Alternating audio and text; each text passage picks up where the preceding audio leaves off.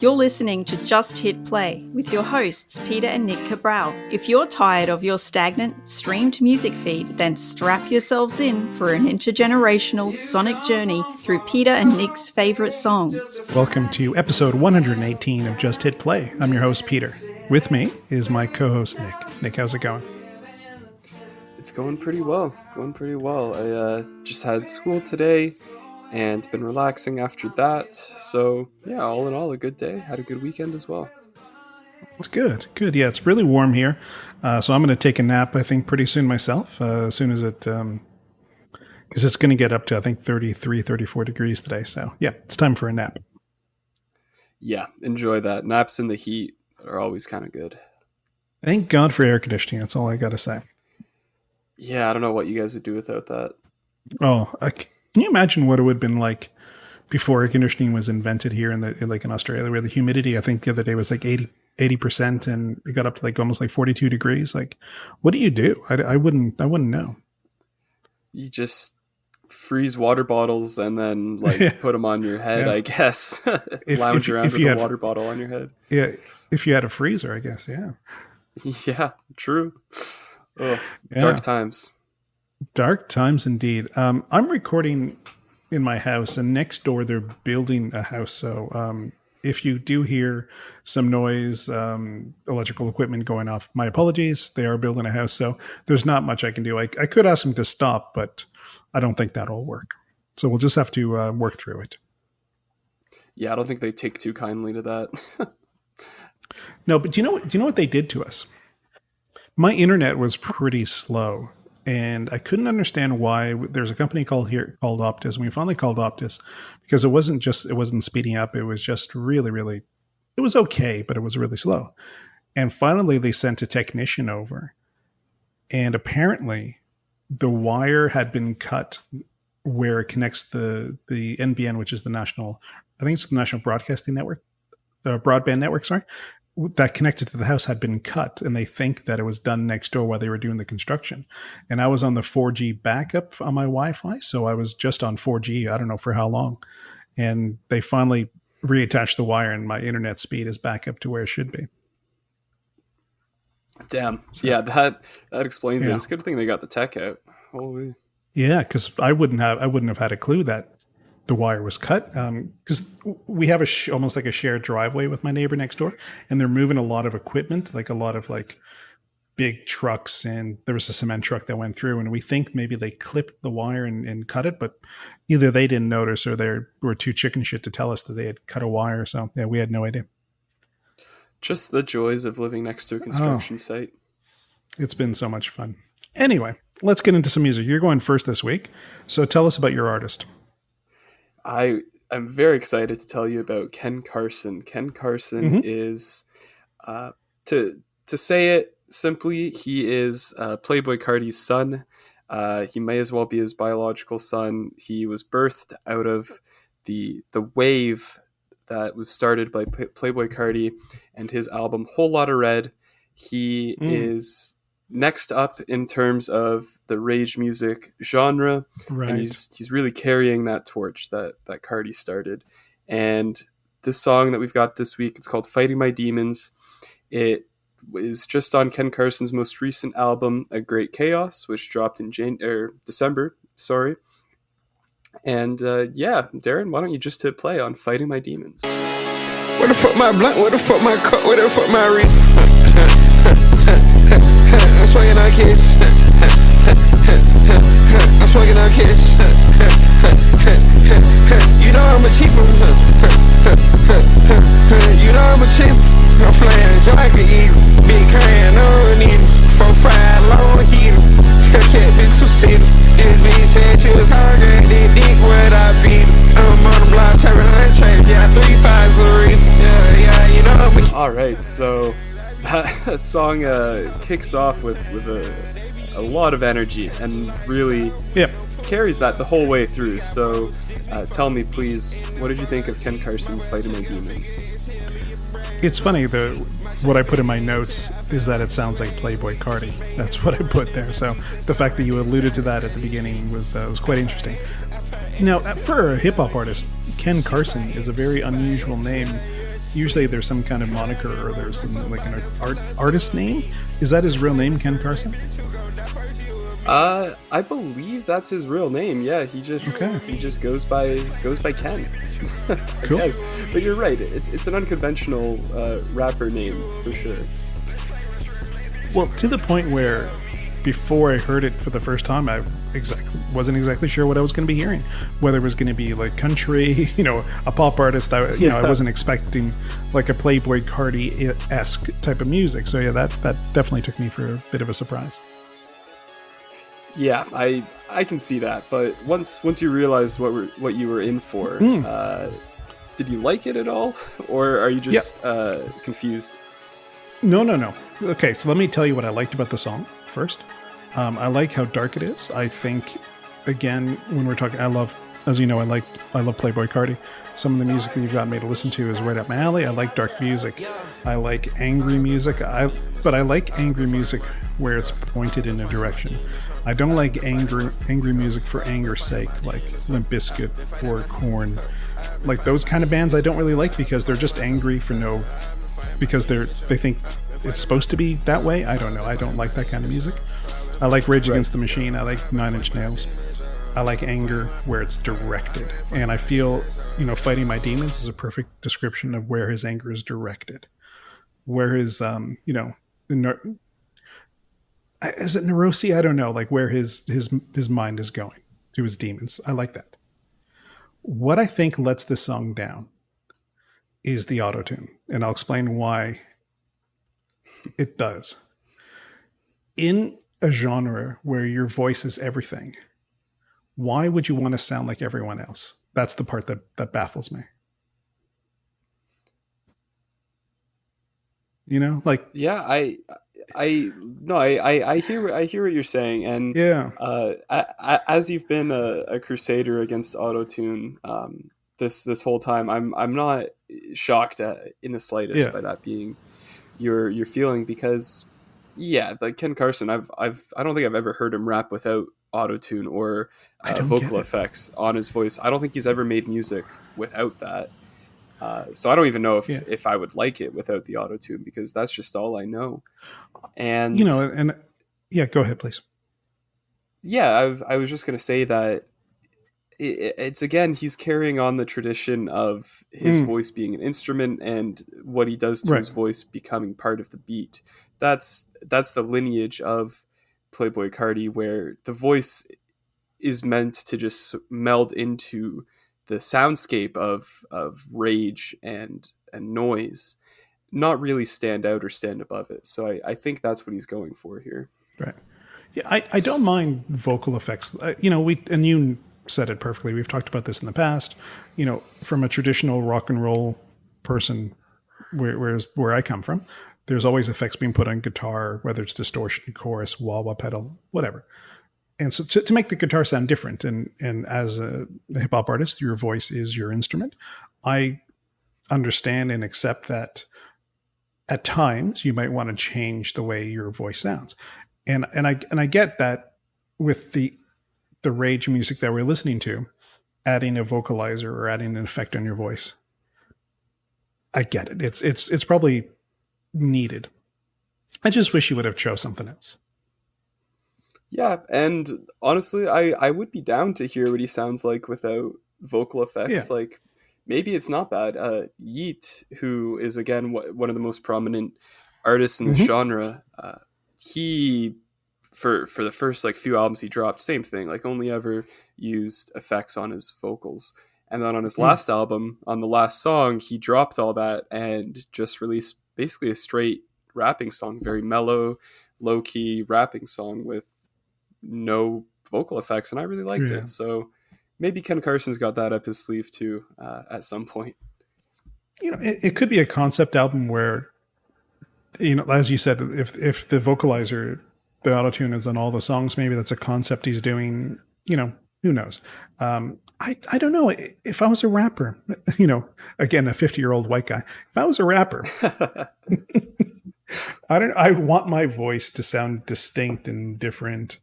I don't know. It doesn't have to be melodic. Not every rapper is a melodic rapper. It could be like Mace wasn't a melodic rapper. He was deadpan as deadpan can be.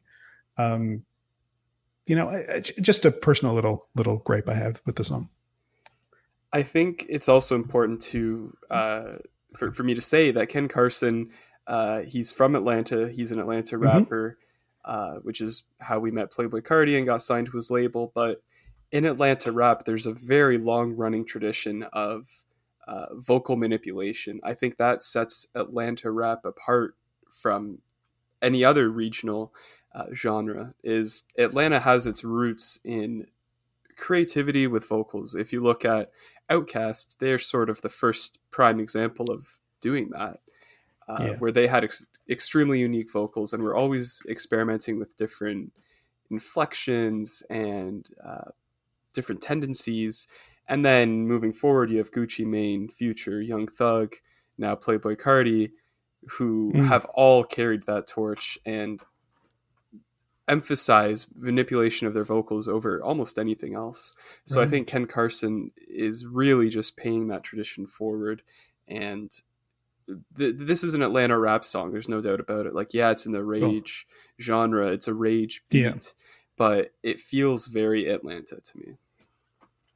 I love the music video too. I thought the music video was perfect. It was all fucked up. Some really weird visuals, very dark, the manipulation of light and, making the costumes all kind of crazy. I really loved the music video. I thought it was perfect. Yeah, the music video, I really, really like it too. It's by probably the most well-known hip-hop music video director right now, Cole Bennett. He's worked with anybody who's anybody.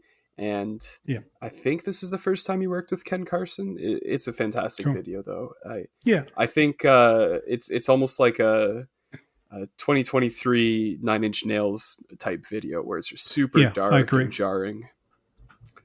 Yeah, there is a time period when Nine Inch Nails were really at their peak, and Marilyn Manson was coming through. That the music video from those bands were really odd, very creepy. So I think that's right up there with this. Yeah, and I want to just put Ken Carson's career into a bit of context because he's very new onto the scene, relatively speaking. He was signed to Playboi Carti's label, which is called Opium, the Opium label, in 2019. Released his debut album in 2021, and hasn't really made anything until this. And he's always been bubbling in that purgatory of like underground, trying to break through, aside from a few TikTok hits. But and to be honest, even as someone who loves Playboi Carti, even though Ken Carson is really his son, I wasn't never really the biggest fan of him. I thought he always made very one-note music, just copy and pasted beats, and then him doing like a monotone vocal over it. But this album for me, and I think for a lot of people, really marked a big moment of evolution in this guy's career, where this is the album for me which has made me take him seriously as an artist, because through the whole album it's nothing but experimentation and trying new things. And he gets weird, he gets crazy, and it really put him on the map. I think like he's doing extremely well streaming wise now since this album came out. He's had a few songs blow up on TikTok, on social media. Right. Like, his career is really starting to take off, and I think it shows that what rap fans really want right now is, number one, this sort of music, but number two, people who are trying to take risks and step out of the box, step out of the mold, and try new things. Because as we said in a recent episode, I think rap is where it was before grunge, like to where rock and roll was before grunge. Yeah. And I think it's going to take more guys like Ken Carson to pull the genre through and have it continue to be creative. Yeah.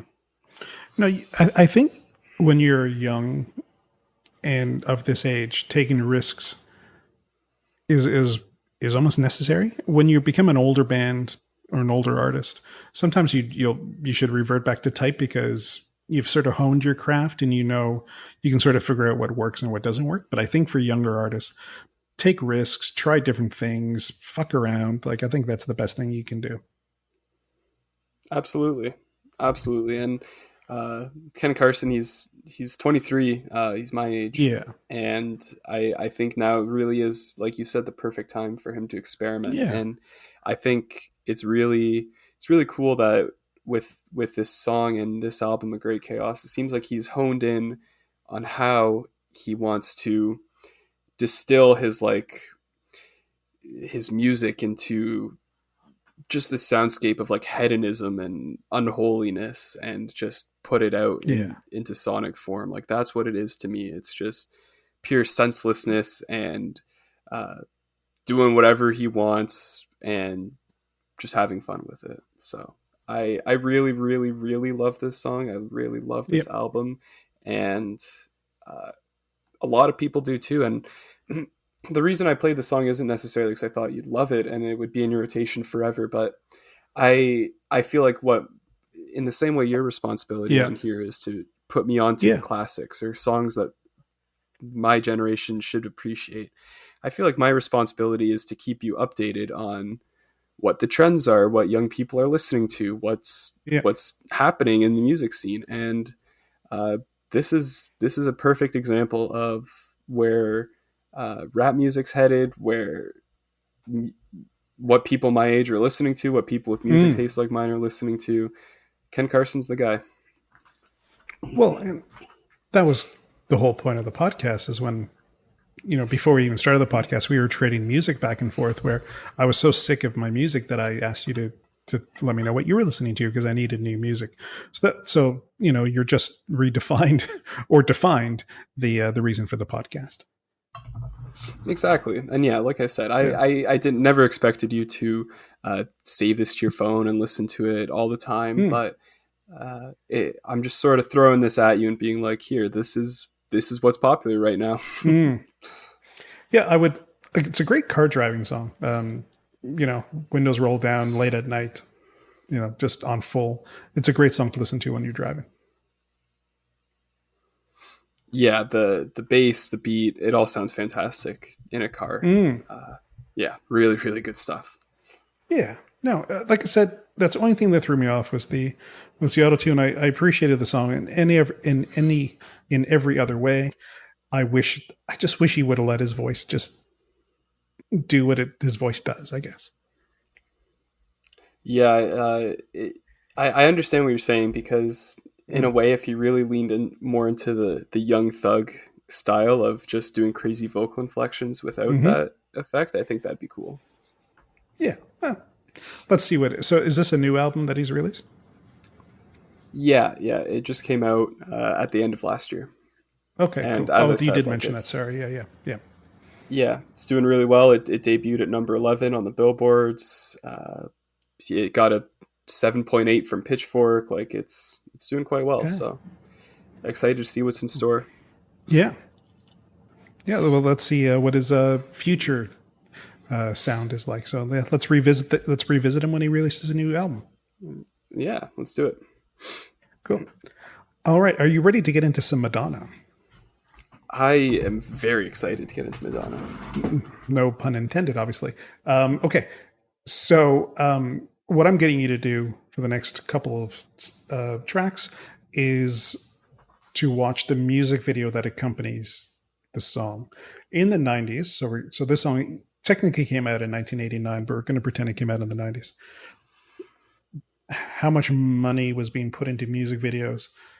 This is when the record industry was just making a ton of cash, because the CDs had been out for a few years. Everyone pretty much replaced their vinyl collection with CDs. So there was so much money being made that the videos got more and more elaborate, more and more expensive. And so we're going to listen to, and you watched, Express Yourself by Madonna, which was released in 1989 from the album Like a Prayer. Darren, just hit play.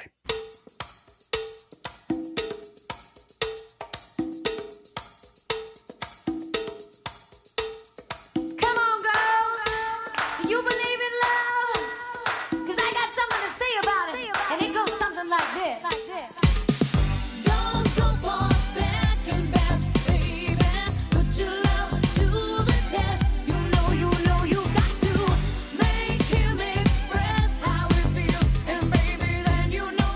Okay, express yourself. So, Nick, express yourself. What did you think?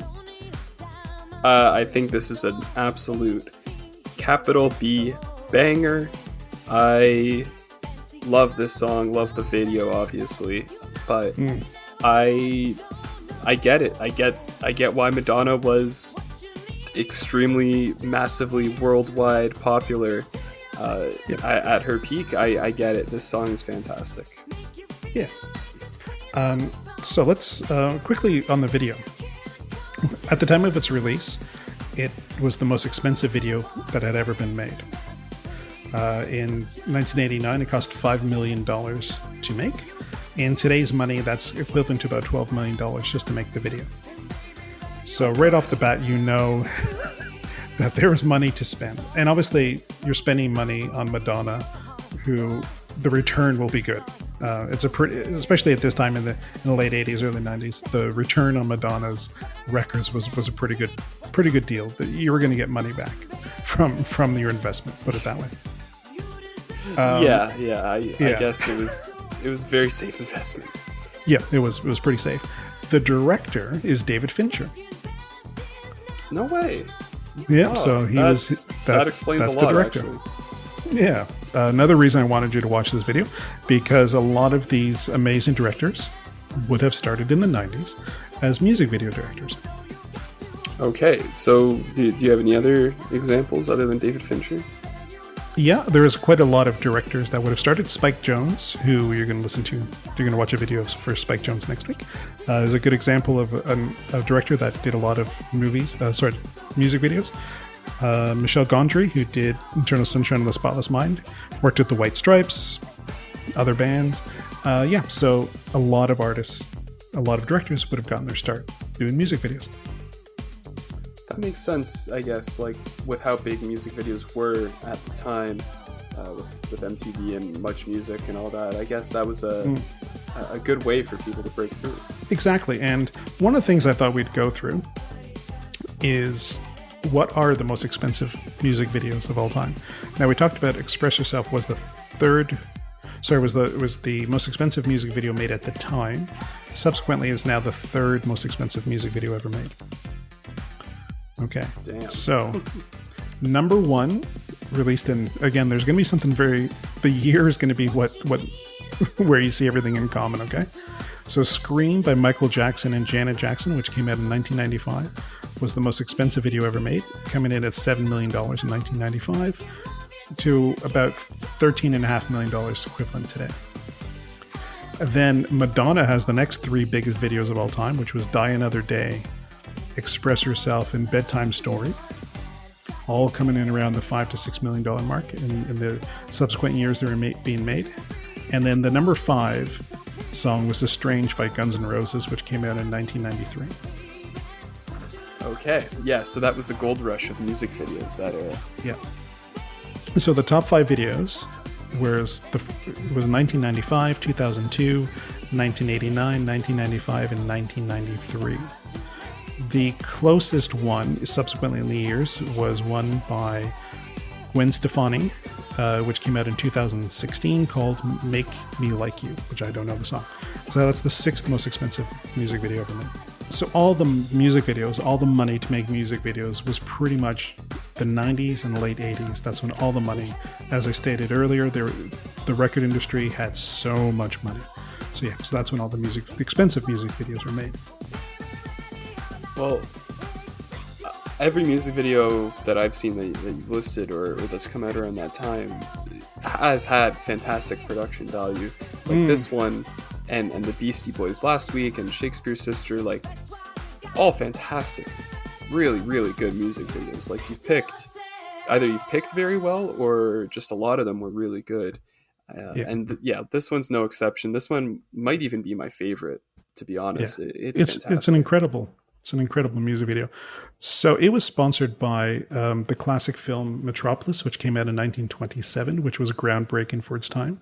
So it lends heavily with that idea of what Metropolis looks like. I don't know if you've ever seen any Metropolis or have seen stills from Metropolis. It's a very odd movie released in the 20s. I haven't seen it, but I have seen stills. Like I know what the aesthetic of the movie is. And this music video is a lot about female empowerment. Madonna playing the sort of more male role, and she has a lot of like male physicality in the video too. And she said this is probably the one video she had the most input on. She did everything from the choreography to the costuming and the makeup. She even picked the cat that was in the video. So she had a hand in picking Nice. the cat. So she says this is the video she had the most control over. Yeah, like every message and theme of both the song and video, also very, very well done. It's so, as you said, empowering and progressive, but without ever feeling heavy handed. Like it's just so it works perfectly. And Madonna is just very convincing, and how she sings every word of this song, it's so convincing and feels very authentic as well. That's just who Madonna is, I guess. Yeah. This comes from, like they said, the album Like a Prayer. Now, the video before this one was for Like a Prayer, which is a very controversial video. I don't know if you've ever seen it, but there's a scene where Madonna is dancing at nighttime, and behind her are a lot of burning crosses, which are a symbol from the KKK. So that led to a lot of controversy. Now, obviously, Madonna is not racist, and she's not a supporter of the KKK. I think she was more going for the visuals of it. Was it naive? I don't know. Artists are going to do what artists want to do. It was received badly. I think it's a lovely video myself, but at the time it was, especially in 1989, it was received badly. The visuals, and there's a lot of there was a black choir in the song, so there's a lot of black people in the video. But yeah, there was a lot of controversy over the burning crosses. Well, I know a lot of like Madonna's run-ins and controversies, especially with the Catholic Church, and yes, how they didn't like her very much. No. Yeah, I'm definitely aware of all of that, but that also makes it even the more impressive to me that Madonna was so big, because the image I have in my mind of Madonna's fame is that she was essentially like Michael Jackson level at her peak. Like she was that big and that huge. Absolutely. Yeah. And so the fact that there's so much controversy surrounding her and she was still that big is just even more impressive to me. Well, just imagine Taylor Swift popularity with groundbreaking women's rights, sexuality. She released a book. Oh, I'm trying to remember the book she released. Pretty much she was naked in the entire book. So just imagine the pushing the boundaries. If Taylor Swift pushed the boundaries like Madonna did with the popularity that Madonna had. Yeah. Yeah, it's insane. I can only imagine. And I feel like in Madonna's era, celebrity and fame was very different than it is now. Now it's so driven by social media, and it's an entirely different beast and animal. Whereas I think in that time, in the time of Madonna and Michael Jackson, it was a lot more organic. It was less diffuse. It was fewer, but way larger pop stars and famous people. I think the name of the book, it just dawned on me, is Name Erotic. That was the name of the book that she released. Basically, she's nude through the entire book. I think, too, the difference between now and back then is how streamlined you can be. You can be popular to a genre and no one else has heard of you. Like you can have tens and millions of views on YouTube and no one has ever heard of you. Where before everything was driven mainstream, top 40, that was impossible. You couldn't be a superstar to a genre. It was very difficult to do that. Nowadays, it's just how it works. So you can be very popular in a certain lane, and then no one, like the general public, will have never heard of you. Yeah, I think that's absolutely correct. Yeah, I think you hit the nail on the head there for sure. Yeah. You have your mainstream artists, like you have your Beyoncés, your Lady Gagas, your Taylor Swifts that, are going to just chart no matter where. They're going to be played everywhere. So you're going to have your superstars like you had back in the 80s and the 90s. yeah, it's just that little different where you can live a very comfortable life. So like a good example is that Mitski song that we listened to a few weeks ago. There's so many views and people love her, but I'd never heard of her. And that's crazy to think that someone with that many views can go so much under the radar. Yeah, it's very true. Like Mitski is huge in her Yep. niche. Like Yep. I was curious in going to see her new concert. She's coming to Toronto on tour. She's doing 3 shows at Meridian Hall, formerly the Sony Center for Music and Performing Arts. She's doing 3 shows there, and they're all sold out, and tickets are like $600 to get in the building. Massive, like that's crazy numbers. But yeah, you ask the average person on the street, like, have you heard of Mitski? I'd say it's about a 30% chance they have. So yeah, it's very impressive. Well, just, it could be a numbers thing. So if we look at the world population right now, we're sitting at over 8 billion people on the planet. Back in the 90s, you're probably sitting at like 6 billion people. So, I think there's just that much more people on the earth where you can be very niche and be popular. I think that's just where it goes. Yeah, that's also a really good point. But yeah, there's no denying that Madonna was not niche. Madonna, huge, massive, mega, global, huge. Superstar.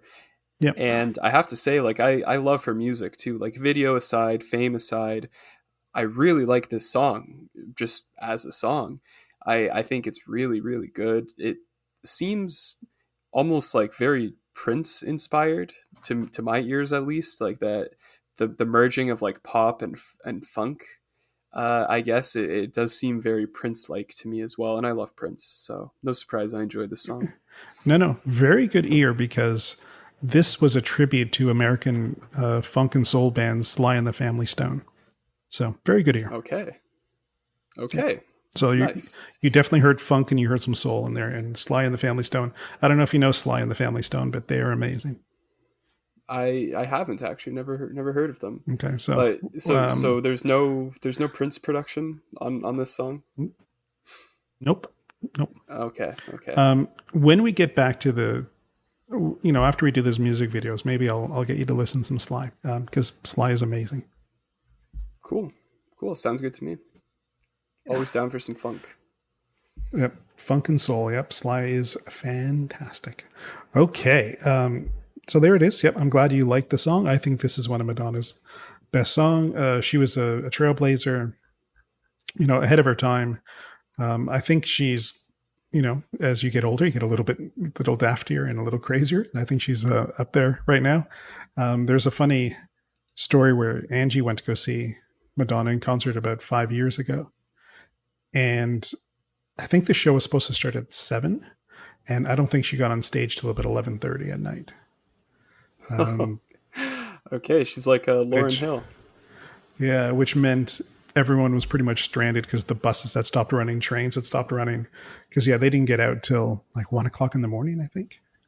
I just saw a headline like the other day that, because Madonna's on tour right now. I don't know if you knew that. But she's doing like a massive arena tour in the States, or internationally. But apparently she's getting sued by her fans that went to a concert because it started so late that they had to miss work the next day. So they're suing for damages. Yeah, I think Angie didn't get home till like 3 or 4 o'clock in the morning that day because she had gone with a friend of hers, and the friend was going to take the train home, and Angie had to drive her friend home and then come home, and she had to go work the next day. It wasn't a very good thing. No. Okay, while we're on the topic of Madonna and concerts, I read that she went on tour with the Beastie Boys. Is that correct? Yeah, there's a great history of famous bands bringing out support acts that failed miserably. So one of Beastie Boys' first brush of fame was opening up for Madonna, and they were booed off stage at every show. Damn. Damn, that's tough. Poor guys. Yeah, the other big artist that got booed off stage that I can think of is Jimi Hendrix opened up for the Monkees in the 60s and was booed off stage. Yeah, that's just shambolic to me, but whatever. It just wasn't the right audience. People weren't expecting Purple Haze when they were there for the Monkees. I guess, but yeah, those people are wrong. Speaking of Sly and the Family Stone, I'll have to do like a month of the Monkees because the Monkees were amazing. As much as they were like a fabricated band, I don't know how much history you know about the Monkees. Don't know a lot, to be honest. Yeah. So basically they were a fabricated band to represent the Beatles. So they were kind of like positioned as like an American Beatles, but they were just actors that were just pigeonholed together to create the band. But damn, they released some great music though, I'll tell you. Like there's some we'll do a month of the Monkees. How's that? Okay. Sounds good. And then also one last thing. Yeah. Madonna was just on a song with The Weeknd and Playboi Carti that dropped in the summer. I don't know if you've heard it, but yeah, it's a pretty good song. I liked it. Another reason I hate Drake is Drake performed with her, I think, at Coachella, and Madonna kissed him, and then he pretended to gag afterwards. Like, what an asshole! Yeah. That was tough. That was a pretty crazy moment. Yeah, man, I hate that man. Drake is the worst. Okay. What song do you have for me for next week? All right. So for next week, you're going to listen to the song Wyclef Jean by Young Thug. Okay. So Young Thug, that's the name of the song? Correct. Yes. The artist is Young Thug, and he made a song named Wyclef Jean. Is Wyclef Jean on it? No. Okay. All right. I'm looking forward to that. As a person that liked the Fugees and Wyclef Jean, I'm really interested to see what that sounds like. Yeah, and it's funny you mention that because that whole album is all good names. There's a song named Harambe on that album. Okay. Yeah. Okay, so he's Harambe. The code of Harambe, I think, is where he got that from. Yeah. Okay. Harambe, yeah, like the gorilla. Oh, okay. I was thinking of the code, Harambe's code, I think is what I was thinking of. Okay. No, the gorilla that was tragically shot and killed. Okay. I went history wise. Okay, cool. And speaking of music videos, again, I'm going to get you to watch first, and then you can listen to it any way you want. We're going to go Bjork, and the song is called "It's Oh So Quiet." Okay, and this one is directed by Spike Jones. I love Bjork. Yeah, love Bjork. Yeah, hope you like it. Yeah. All right, let's get into this week in music history, which is a bit tragic this week. On this day, February 11th, 2012, Whitney Houston was found dead at the Beverly Hills Hotel. So Whitney Houston, speaking of someone who was an absolute superstar in the 80s and 90s, she definitely suffered. She had some addiction problems later on in life, and she died in this date in 2012. Yeah, rest in peace, Whitney Houston. Fantastic artist. Yeah, so we're going to listen to my favorite Whitney Houston song is "I Want to Dance with Somebody."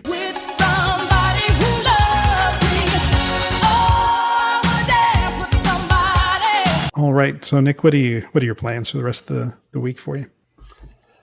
That's a good question. I've got a bunch of midterms next week, so mostly studying. But it is Jesse's birthday on Friday, so going to enjoy some nice Korean barbecue with that. Actually, no, we're doing hibachi. Some nice hibachi on Friday. And how is Jesse feeling? Is he feeling better? Yeah, Jesse's doing well. Oh, good. Well, happy birthday to Jesse. Even though this is coming out on February 11th because we're recording 3 weeks early, and your birthday is coming on, but happy birthday, Jesse. Yes. All right. Well, let's talk about our independent artists this week, and they have a name that I absolutely love. They're called the Owls of Neptune. I think that's a great name for a band. All right, here's the band's bio. Hailing from all corners of the globe, Owls of Neptune are a diverse bunch of folk with a unique style of music. With Owls of Neptune, every song is unique and stands on its own. not in a genre, but just as it is. You won't find these guys belting out the same old tune. You'll just be wondering what comes next. We're going to listen to the single Soldier On, a song about being true to yourself and walking your own path. So thank you, Owls of Neptune. I love your name. I love the song. Thank you for letting us play your music this week. And Nick, we'll talk to you next week. You got it.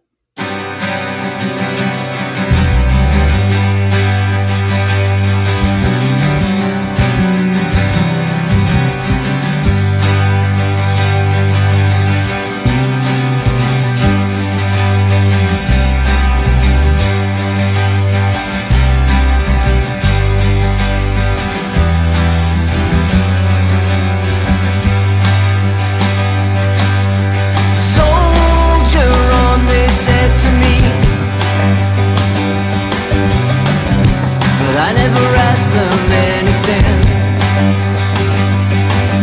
Straighten up, they said to me, but I don't care for anything. And they say the love you give you will receive, but I find it hard to know what I believe. I'm alone again. Alone again, I'm alone again, on my own again, alone again. Sober up, she said to me, but I ain't drinking anymore. Listen up, she said to me, I can't hear it anymore.